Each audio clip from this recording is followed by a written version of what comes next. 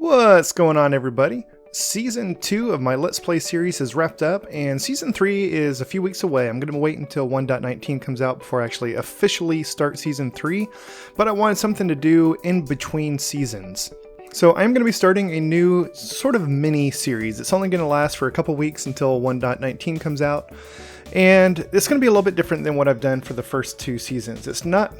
I'm not calling it a Let's Play world. You're not going to see Let's Play in the title or anything. But it is going to be a survival world. I'm kind of using this opportunity to try different things, to try new ideas, things that I don't normally do, use build palettes I don't normally play with.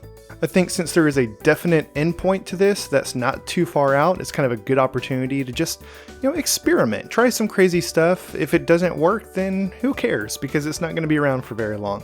So I'm starting a new world. I'm going to start on peaceful simply because I want the focus of this world, of this sort of mini-series, to be more on creativity.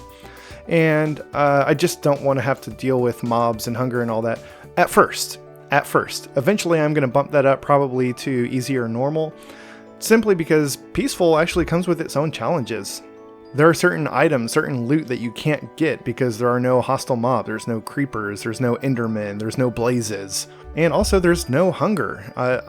It takes away a lot of the survival aspect of the game to play on peaceful, but I do want to start on peaceful just so I can kind of get a base going and kind of get established. Also, I don't normally do this, but I am using a specific world seed. There's nothing special about this seed. It doesn't have like a stronghold directly under spawn or 3 villages nearby or anything like that. It's just one that I randomly ran across the other day while creating some new worlds. And I was like, this would be a really good starting place for this sort of creativity series that I want to do. I'm also going to be using some different resource packs. As I mentioned towards the end of Season 2, I got a new computer, and this new computer has an RTX graphics card. And I've been playing around with some RTX resource packs, and there's one that I used at the very end of Season 2 to kind of do my fly-through outro, and I really like it. It's called Define PBR. What I like about it is it gives you that ray tracing look and feel, but it's still the vanilla resource pack, and so it doesn't add like all these new block types and icons and everything. It just makes everything look better. And going along with that, there's also a borderless glass one that just removes the edges to the glass, because if you've got ray tracing and reflection and refraction, all that going on, having those edges in the glass just kind of messes it up. Same thing with clear water, it just makes the water look more watery. And then a subtle fog add-on that it gives you this sort of subtle fog effect, which really shows up kind of at sunrise and sunset. You get kind of the god rays shining through the trees and underwater, which looks really good. I'm also going to be using Foxy No-Tail's Mob Heads resource pack, which drops heads for mobs that don't normally drop heads. It's like cows and villagers and axolotls and skeletons and all those other mobs in the game. And then also his no potion particles, which I was using in Season 2, because especially when you have a beacon, those particles are just always there, and it's super annoying. But the Mob Heads resource pack, it also comes with a behavior pack, because it's kind of changing the behavior of the game to have all these mobs drop their heads that don't normally.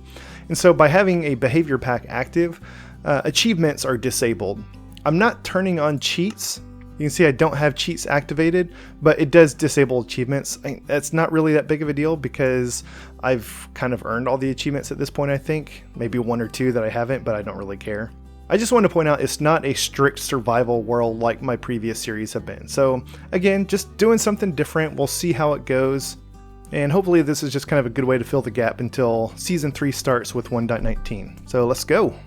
So here we are. Again, nothing super special about this seed. It just started off in an area that had some really nice wide rivers near the ocean, which is kind of something I was looking for.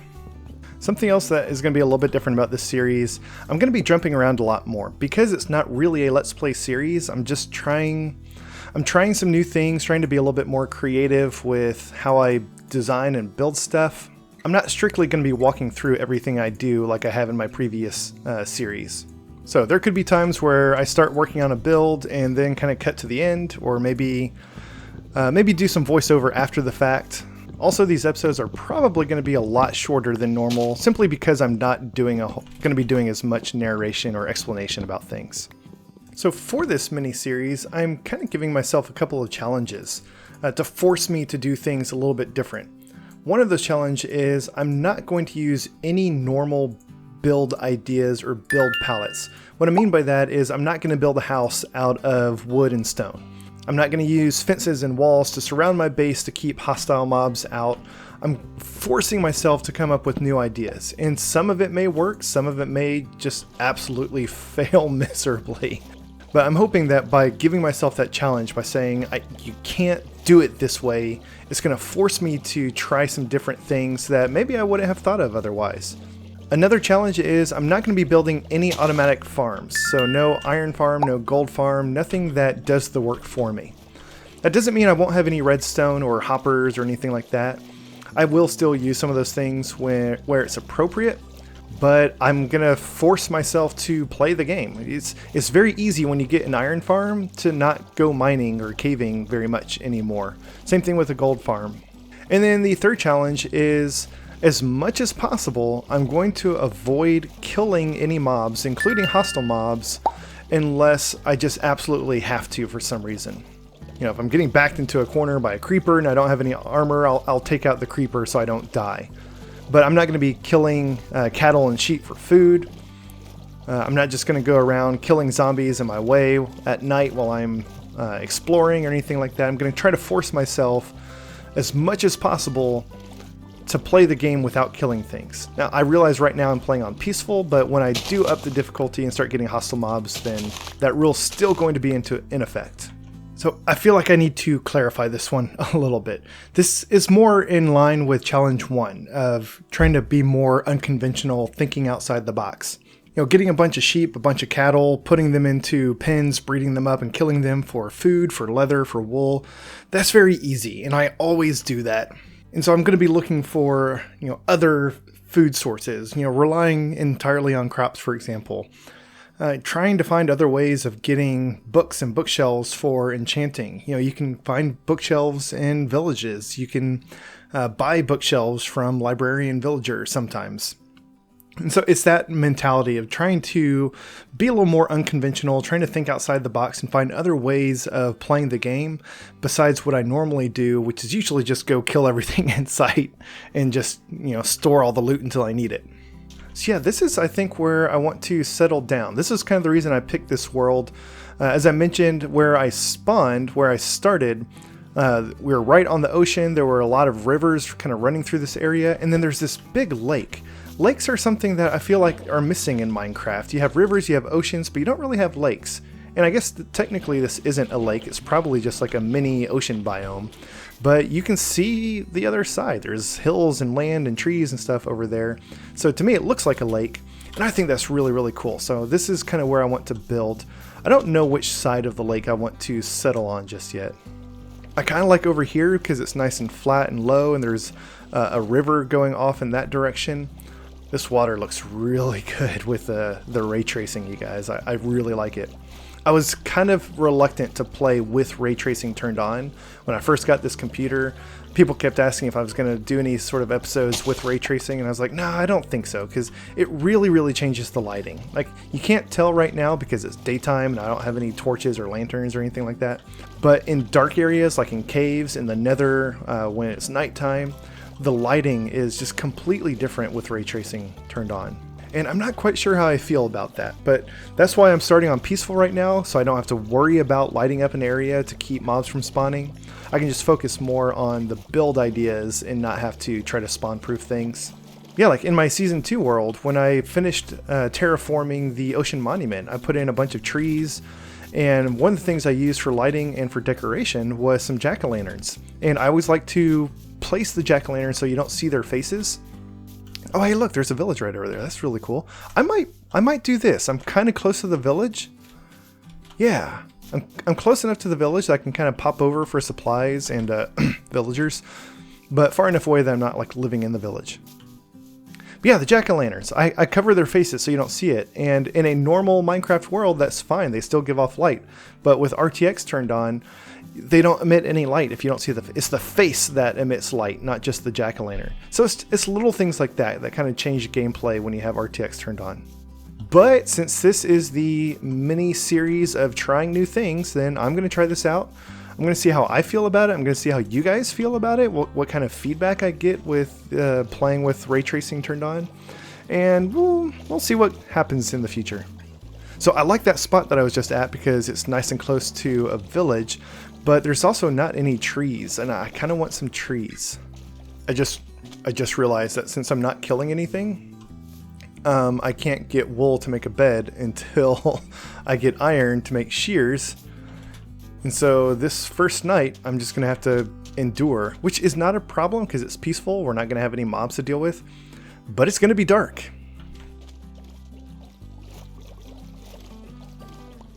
I will say this though, even though the RTX lighting is very different from the normal lighting in the game, it is also gorgeous. Oh, hello. I just had an interesting idea. I don't have to wait until I get shears to make a bed because there's a village right here.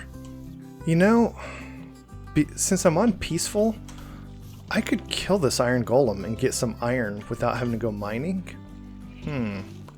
So that's interesting. Just so happens that this village has 2 farms that include all 4 of the crop types.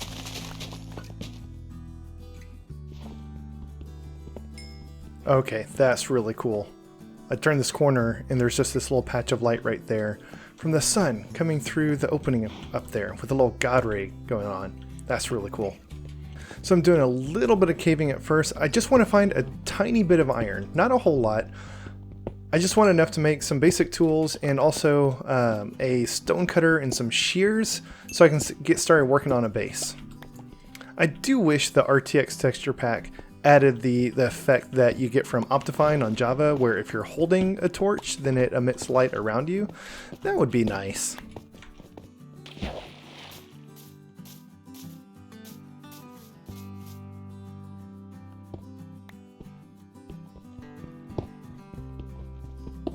Alright, so I've been a little busy. I decided to settle on this side of the lake, which I believe is the north side, because the sun is setting in that direction, which is west.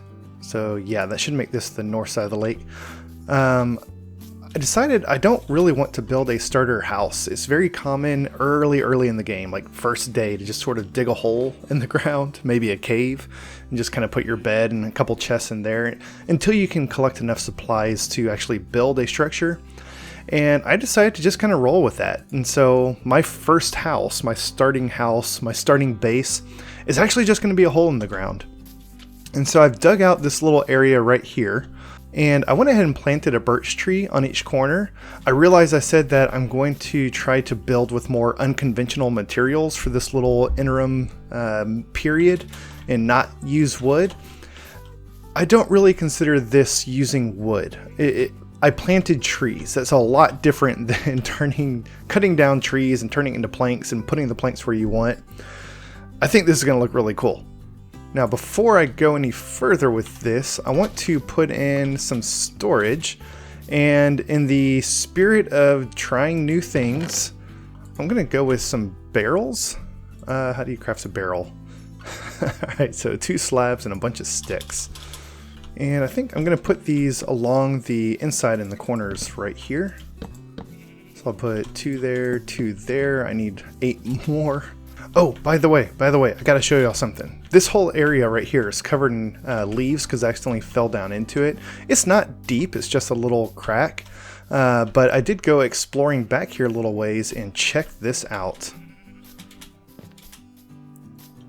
Yeah, that's super dangerous. Massive crack in the earth that is like covered in lava at the very bottom. So looks really cool. Might go do some exploring down there later, but for now I just kind of want to not accidentally fall down in here. Alright, so around this thing I want to put up some sort of wall, but I'm trying not to use walls or fences. So gotta do something a little creative here. And what I'm going to do is I smelted up a bunch of cobblestone into stone. And I'm going to turn a lot of this into slabs. And let's see, I'm going to start right here and I'm going to do slab. Then we'll do one on top like that. And slab, get rid of that. There we go, something kind of like that. And then underneath the the taller slabs, the ones that are up a little bit higher, I'm going to put, let me see, I'm going to try to use a little bit more acacia since I don't usually use acacia and we're trying to be different. And let me try some acacia fences. I'm curious how this is going to look. So come on the inside, we'll put a fence right there and then open it. Is that going to be okay? Yeah, I think I like it. I think I can live with that. Now, as you can see, mobs can still get up on here, and so that's not actually going to keep us safe. So let me make up some trap doors, and we'll just put a trap door on top of each of the lower slabs like this. I think we can still get up on here, but I don't think other mobs can. Not unless there's like a block right next to it that they can get up on top of. So we may have to kind of push this back a little bit, maybe cover a little bit of this little cavern here. But yeah, this is kind of what I'm thinking for the wall going around this thing. Now for lighting inside of this thing, I got some glow lichen. The glow lichen, also something I haven't used very much because honestly the light's not very good from this thing. I think it's a light level 7 that it emits. But since they reduced the light level to 0 for most mobs to spawn, and we're playing on peaceful right now anyways, I think this is going to look really good. It actually looks really nice with the ray tracing. So I'm going to dig up these blocks under the wall and put in some cobblestone, and then we're going to plant our glow lichen on that. I was going to say that's going to leave me one glow lichen short, but it's not because this wall is going to be a little bit different. This is how we're going to get in and out, and so we need some like some stairs or something over here. So let's see, let's do some cobblestone slabs, and I think I want to do a little bit more. Maybe bring the slabs all the way up to ground level like that. Yeah, okay. And then I think I'm going to extend this wall concept out in front of this a little bit more. So kind of like this. And then we'll put some fence gates in the front here to actually keep mobs from coming into our base. That'll be kind of our door. So just like that. I do kind of like the acacia and the stone together. I think that the orange and the gray look really nice. Alright, the inside of this still actually needs a lot of work. So I'm going to move my furnaces in, and I want to actually put them in the ground. I want to kind of hide them and use them as kind of part of the floor texture. So maybe like right here in front of one of the corners of barrels, we'll put a furnace in the ground there and there. And so you can still access these. You won't actually be able to see if they're burning, so you're just going to have to come check to see if anything you've put in there to smelt up is done. But I think that they look really cool as just a ground texture. And then kind of do the same thing with our crafting table. Maybe just kind of put one or two in the ground here or there. Oh yeah, so it's getting dark outside. Check out this glow lichen with the ray tracing. It looks really cool. I might, yeah, I think I still need a little bit more lighting in here because it's still super dark. Maybe I want to put kind of a canopy of leaves over this thing, so maybe I'll hang some lanterns from that. But yeah, just having the glow lichen there is pretty sweet. Alright, let's try this out. So replace the floor, just mix in a bunch of dirt, coarse dirt, left in a little bit of grass, but we've also got some cobblestone and some gravel, and a couple of path blocks in here and there. Just wanted just a big mix of different types of blocks for the ground. I did end up putting in that leaf canopy, which looks so nice, and hung some lanterns from chains from on top of that. So at night, this thing looks absolutely gorgeous. I think as starter homes go, this is kind of nice. This is not something you're going to build on day one. This requires a lot of resources. It required a lot of waiting for the trees to grow.